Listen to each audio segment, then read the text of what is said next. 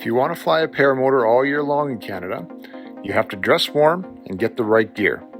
In this video, I'll share some pro tips on staying warm and talk about heated gloves.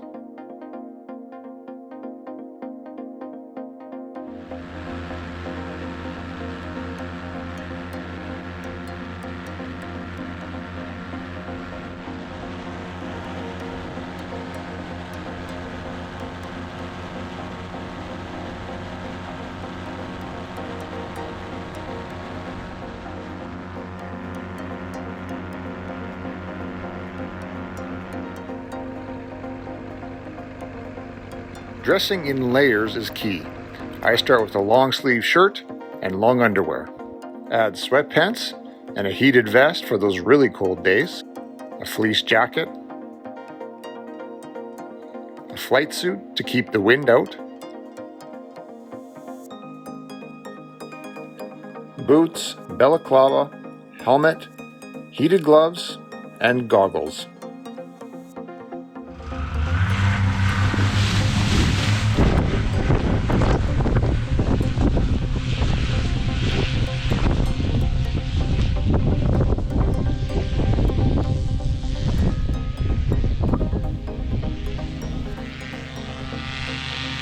Flying in Canada, you got to stay warm, and one of the ways to do that I've found is definitely with heated gloves. So I got contacted by Sabot Heat out of the blue. They said, "Hey, want to try out some of these gloves?" And I said, "Yes." So we opened these up, and here are these gloves that we're going to try. So Sabot Heat heated gloves. So it looks, they come in this cool little bag. That's kind of slick. Let's open this up. All right, we got a charger, and here's the gloves themselves. So these ones are kind of like an all-in-one insulated glove. It looks like they say that they're gonna have like a little touch screen here, so you can work your phone. The batteries are located right in this little pouch. See if I can open it for you. There we go.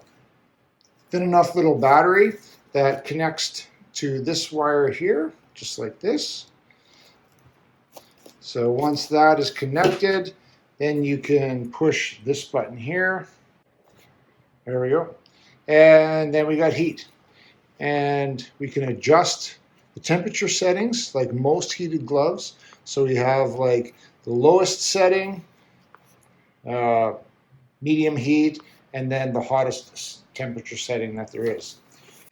One thing that I like about these heated gloves and another brand called the Outdoor Research is they have the nice thin battery, which really kind of makes it more comfortable on your wrist.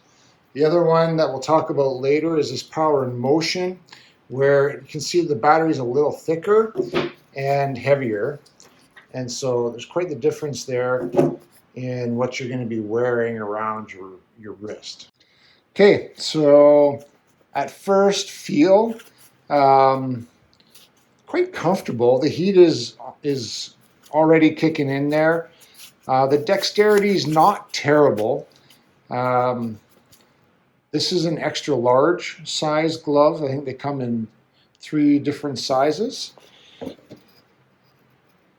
4 different sizes. So you can get medium, large, extra large, and double extra large. Oh, they got 4 heat settings.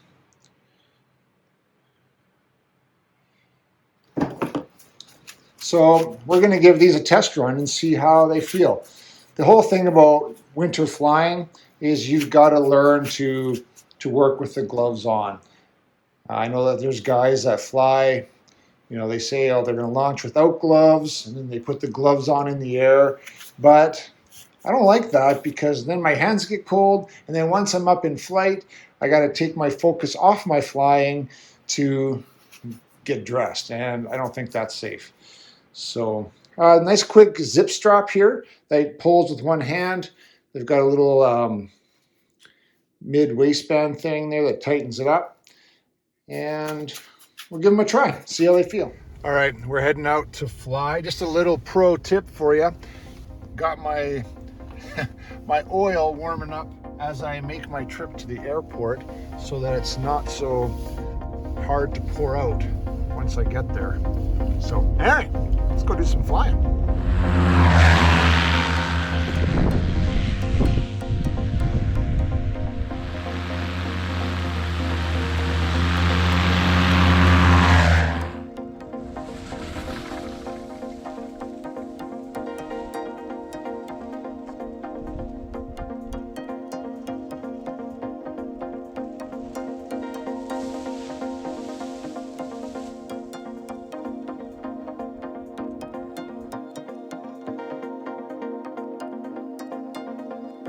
All right, the first flight with the gloves, they actually worked pretty good. The dexterity's pretty good. The heat, I find the heat is mostly in the back side of the hand, but my palms and fingers are not cold. So I guess that's a good thing. So yeah, today is probably one of the warmer days. It's, well, warmer days in the last week. It is supposed to get up to about -5, which is a lot warmer than the -18 that it's been the last week since I've been back from Florida. Speaking of which, if you haven't seen that video, check out the last one. Went down to Aviator PPG and checked them out. I've been flying for probably an hour and a bit now, and my hands are not cold at all. The more that I've been breaking them in, they actually feel pretty good. So I would definitely say these are a good option. So check them out. If you want to, if you're interested in them, I'll put a link below where you can pick them up and find some. I did test out the finger pad on the gloves to try and access my phone. It did work.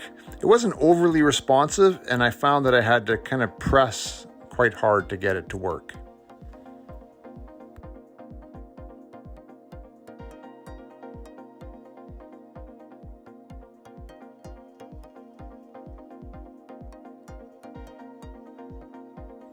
Moving on, I'd like to just go over some of the other heated gloves that I've used and give you some feedback on them. My wife bought me the Outdoor Research heated gloves a few years ago, and I really have liked them. They come in this little bag, and you can store the cable in here to charge them. They've got a little loop on here where you can pull on the glove with one hand, or you can use your teeth or whatever to get the glove on. I really like the feel of them. You know, they don't have the same bulky feel as a winter glove, and I've found the dexterity has been pretty good to work with them. These ones have the similar thin battery, so it's lighter weight on your wrist. Plugs in just like this. Tough to do with one hand, but then it slips into this little pouch, just like so. And then you can zip it up. Okay, same thing. You push and hold for the heat, and that'll turn on, and then it has different heat settings for different temperatures. So I've had these ones for probably about 3 or 4 years now, and you can see that they've held up pretty well. One of the problems that I found was that as I was getting into the harness of my paramotor, this little on-off switch kind of pops up. So this would get caught on the harness, and what ended up happening was this ripped off. And you can see I've fixed it here a couple of times, but then over time it has stopped working. So I had to resolder some wires in there a couple of times, and now it won't stay on. So these ones are pretty much done. So that's the only disadvantage that I found with these gloves, is that if you're not careful, these will kind of get hooked on your harness and can get ripped off. Okay, another set that I had the privilege to kind of try out and I've been using for the last couple of seasons is the Power in Motion heated gloves and the vest. So it's kind of like an integrated system. You can just get the gloves, but again, the batteries are a little larger, and so when you put the batteries into this little container here, then you have this weight on your wrists, which I prefer not to have. So when I use this system, I put the vest on, and then you can just basically run the cord down your sleeve, then you plug this in, and then you can control the temperature setting through here. One thing I didn't realize until after using this for a while is the little bars here indicate the battery level, which was kind of cool. Now again, the Power in Motion ones is just a shell. So I found that when you use these gloves, let me just put one on, very comfortable as just the shell, but not very warm, especially for Canadian winters. So, the heat starts to come in, but it gets whisked away very quickly with the wind. So I found that I've had to use like an extra shell to put over the glove, like just as like a windbreaker and to keep the heat in. So you kind of wear like a double layer of glove that looks like this. Okay, so then I put the extra layer on, and I found that this setup has worked pretty good. You can see it's started to break down a little bit from a couple of years of use, but the 2 layers seems to work pretty good. I have found that over the last recent little while, the zipper has started to break down, so it's a matter of time before that's going to fail on me. But it's a couple of years old, so I'm just going to replace the zipper. Batteries just go into the little vest pocket, and then you can do those up and put the vest on.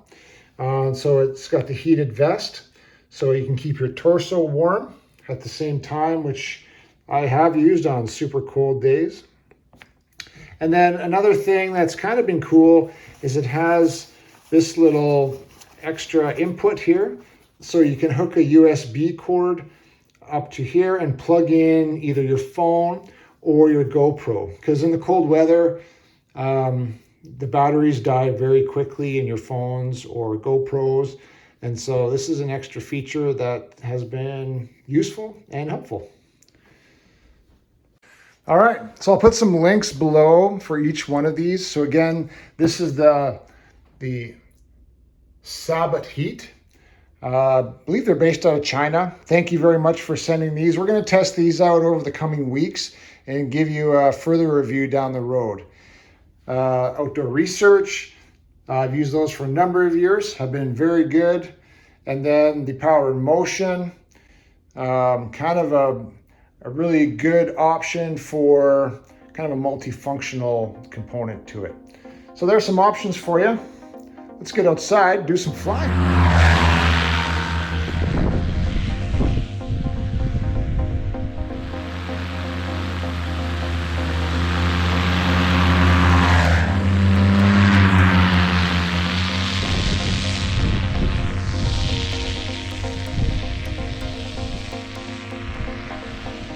So thanks for watching, guys. Till next time, fly safe.